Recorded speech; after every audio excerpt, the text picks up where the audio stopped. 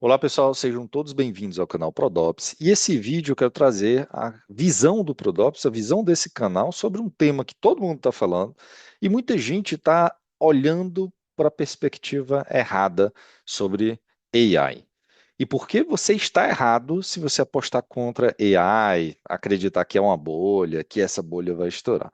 Eu vou dividir esse vídeo em alguns momentos, pelo menos três. O primeiro deles é um lado mais filosófico da coisa. Algum tempo atrás, eu gravei um vídeo falando de Kanban, Scrum, porque que o Scrum foi feito para medíocres e funcionou. Então, assiste lá, vou deixar aqui o momento da gravação, o link para você assistir sobre esse vídeo, onde eu explico um pouco mais. Mas eu vou trazer um super resumo do que eu falei lá, que é o seguinte: existe sempre um dispositivo na história da humanidade, como foi o estribo e a pólvora, que ele vira a chave. O americano até chama isso um tip point, é o ponto de virada ali que você cria algo novo disruptivo e aposenta o que tinha para trás. O estribo entrou ali mais ou menos na Europa por volta do século V e criou toda a Idade Média, toda uma forma diferente da sociedade em volta do cavaleiro. É impressionante. 1000 anos depois, aproximadamente, a pólvora, ela também criou uma nova era, já pegando carona na era das navegações, inventou e deu origem ao Estado moderno, porque assim como as tropas eram patrocinadas pelos grandes empresários da época já, porque já a empresa, só para ter ideia, a empresa moderna nasceu antes do Estado atual, né, do nosso formato de Estado atual, as companhias das Índias, etc. Então os empresários eram mais importantes que os reis nessa época. E a pólvora conseguiu nivelar exércitos, onde eu conseguia recrutar, formar e pagar tropas que eram equivalentes no efetivo aos exércitos profissionais pagos e formados e treinados pelos grandes empresários, pelas grandes empresas, e o Estado pôde fazer frente. Começou ali com os estados absolutistas, depois o formato pós-Napoleão, o nosso formato de Estado iluminista, que é esse formato até hoje. Então, sempre tem um mecanismo. Falei muito, expliquei vários exemplos lá naquele vídeo, então assistem lá. AI já existe pelo menos desde os anos 50 como campo de pesquisa. Já muita gente vinha pesquisando sobre AI dentro da área de desenvolvimento, da área de construção de produtos. Então você tem machine learning bastante avançado. Só que o GenAI, solto há poucos anos, ele é um desses mecanismos, algo muito singelo, bastante simples, mas que torna o medíocre, aqui no, na origem do termo, uma pessoa de nível médio, onde o Edmilson, meu frentista favorito aqui do posto Ipiranga, ele tem um poder de produzir algo equivalente a um PhD, um cara que passou 20, 25 anos na academia.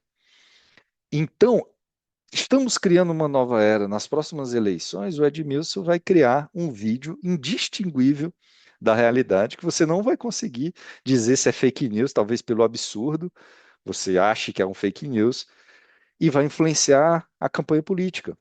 Então agora as pessoas, elas, a pessoa média, um, um plebeu, um camponês, ele tem o mesmo poder de uma pessoa que estudou bastante e se preparou bastante para aquilo. Agora, o momento pé no chão. Eu já enfrentei várias eras onde diziam que profissão X ia acabar.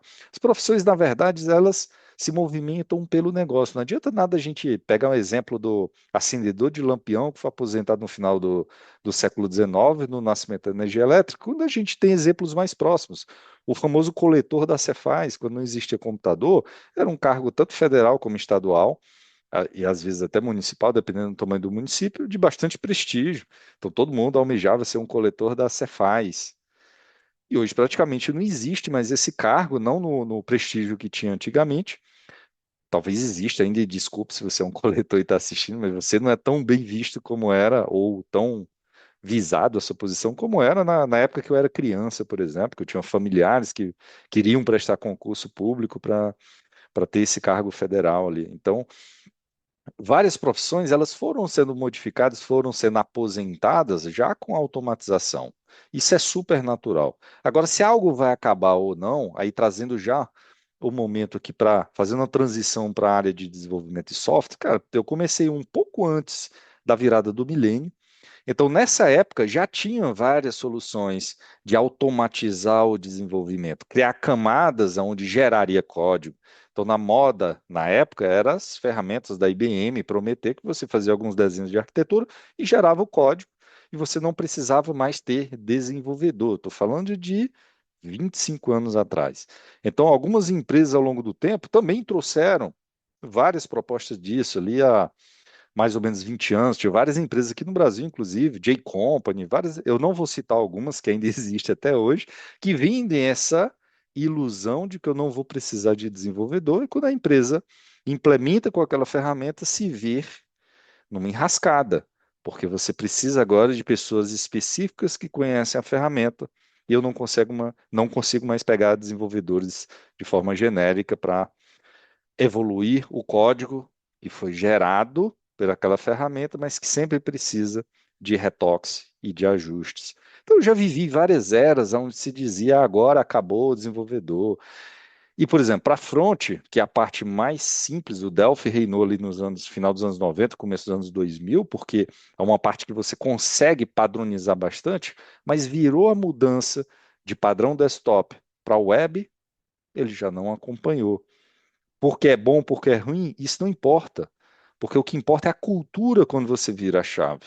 Não é que o Delphi não era bom o suficiente para gerar código para a web, que inclusive ele faz isso até hoje.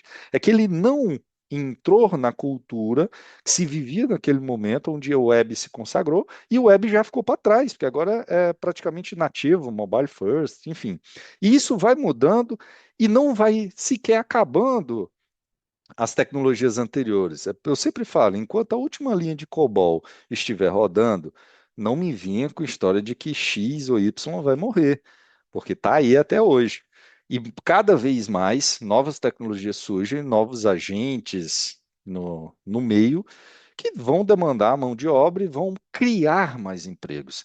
Então, na real, e eu falei isso já em vários vídeos, nós somos a única profissão que eu conheço mal agradecida, ou mal agradecida, como a gente dizia no Nordeste, que a gente reclama de excesso de cargos e de oportunidades que são geradas.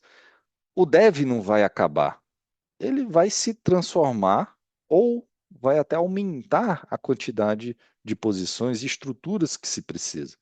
Mas sempre alguém precisa de uma propaganda de dizer: vamos matar X, vamos matar Y. Eu já vivi suficiente, já há bastante tempo, para entender que isso não vai acontecer. Como eu falei, enquanto a última linha de COBOL estiver rodando, vai ter emprego para você. Talvez não tão farto para aquela tecnologia que você usa hoje, mas a coisa é muito dinâmica. E trazendo um pouco mais para a linha de desenvolvimento, indo nessa linha de que dev não vai acabar, até porque qual o trabalho que você faz como dev? O que vocês acham que o dev faz o dia todo? Não é só escrever código, gente. No dia a dia tem revisão de código, escrever as migrate ou migrate, como você chama, tunar banco de dados, fazer consultas, olhar os logs.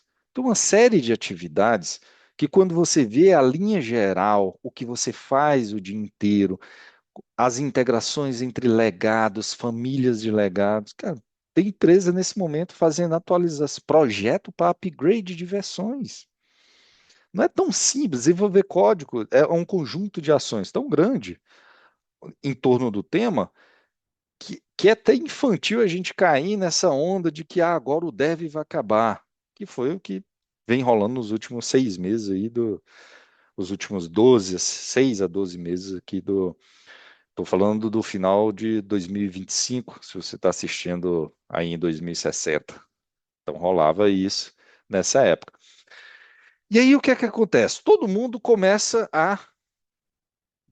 Quem entende principalmente que isso não vai acontecer, que deve não acabar, começa também a extrapolar para o outro lado. AI é uma bolha.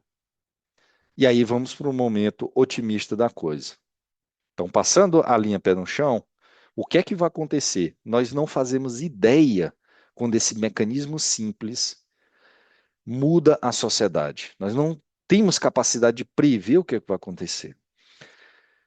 Muito dinheiro falso, dinheiro fictício, está sendo ventilado nesse momento de empresas valendo 500 bilhões de dólares ou oportunidades ou produtos valendo muito dinheiro, que é similar à Exxon e outros casos lá atrás que quebraram e realmente foi um estouro bastante. Só que esse momento agora não é ativo financeiro. Ninguém está atrás do ROI no curto prazo, todo mundo está atrás do controle. É uma tecnologia que não tem volta. O Edmilson lá do posto, ele não vai parar de usar o ChatGPT nunca mais. E pelo contrário, não sei o que vem depois do ChatGPT.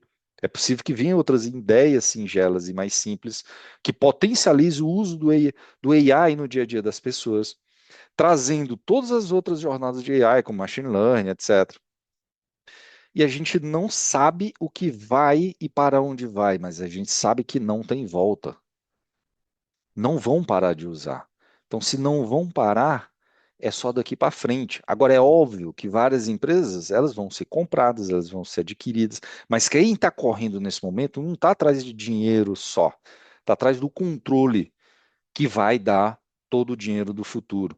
Então, você não tem todos os Elon Musk da vida. Há 15 anos atrás, todo mundo falava: o Elon Musk vai quebrar, todas as promessas dele são vazias e ele não vai entregar. E realmente ele não entregou várias das promessas dele.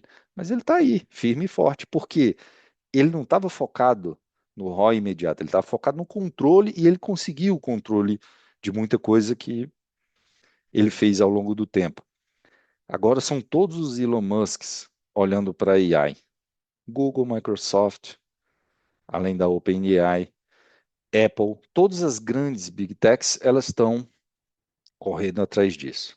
Só que o que acontece? Por que é que mais um indício de que não tem passo atrás? Todas essas big techs, todas as empresas, inclusive as nacionais que já trabalham no modelo digital, que são grandes guerreiros no modelo digital, que o modelo digital tem uma diferença para o modelo anterior, todo modelo de caráter industrial que a maior parte das empresas usam são software apoiando pessoas. O modelo digital são pessoas apoiando software. Essas empresas já trabalham assim. Então, por que é que muito projeto vai falhar? Pelo próprio conceito de projeto. AI não é projeto. Então, se você está fazendo um projeto agora, é bem capaz de que você vai falhar. AI é experimentação. Nós estamos desenvolvendo ainda o próprio conceito. E quando eu estou falando AI, essa forma nova de trazer o AI para a vida interna das empresas, para automatização, eliminate toil, como fala na cultura SRE, que Google sabe fazer de trás para frente, que a Amazon sabe fazer de trás para frente. Aqui no Brasil você tem Mercado Livre, você tem a Magalu, você tem Nubank, você tem vários players, para citar só alguns mais óbvios, que já estão nessa cultura há bastante tempo, e o que a AI vai fazer com eles é um salto maior contra a concorrência. Então, o que a concorrência precisa fazer agora é o que é que eu não fazia, que é principalmente a cultura digital, que eu preciso começar a fazer antes de querer que a AI me retorne alguma coisa. Eu gravei um tempo atrás um líder de Data AI da Accenture, aqui vai estar o link direto para o vídeo, onde ele falou, Daniel Lázaro, tá aqui o link para vocês assistirem, onde ele falou uma frase bastante importante, que eu lembrando de cabeça, não foi exatamente assim, mas nesse contexto. Para você maximizar o uso de AI, você precisa criar uma cultura de aprendizado. E cultura de aprendizado, você precisa resolver o data. Você precisa resolver a história de dados da sua empresa. Essas empresas que estão liderando hoje a corrida de AI, elas já resolveram o seu problema de dados. A sua empresa provavelmente não resolveu e não está dando bola e já quer dar um salto para a AI. A grande chance de falhar é óbvia, é muito alta, mas você não tem como não fazer, porque o seu concorrente vai fazer, você sabe disso. E agora o segredo é como eu avanço para algo que não tem volta. Daqui para frente não tem volta. Então, quem está apostando, isso é uma grande bolha. Bolha seria se, daqui a um tempo, algumas empresas vão quebrar, com muito dinheiro envolvido, e desse um passo atrás, todo mundo parasse de usar. Mesmo, e acredito que algumas grandes vão quebrar ou serem compradas, e vai dar um rebuliço, não tem volta. Então não pode ser bolha, algo que não tem volta. E desastres, problemas sempre vão acontecer. Então o que vai acontecer vai ser sempre potencializado. Nós estamos entrando numa era que não dá para especializar e dizer como é que ela vai ser, porque nós estamos vivendo a história. É muito fácil olhar para trás e falar como foi. Agora, dizer como vai ser, a única certeza que eu tenho é não tem volta, e se não tem volta, se você não está se preparando agora, você vai ficar para trás na história. Você vai ser um dos disruptados. Então, vem aqui no canal Prodops que nós vamos falar muito de AI daqui para frente, principalmente, e até o próximo vídeo.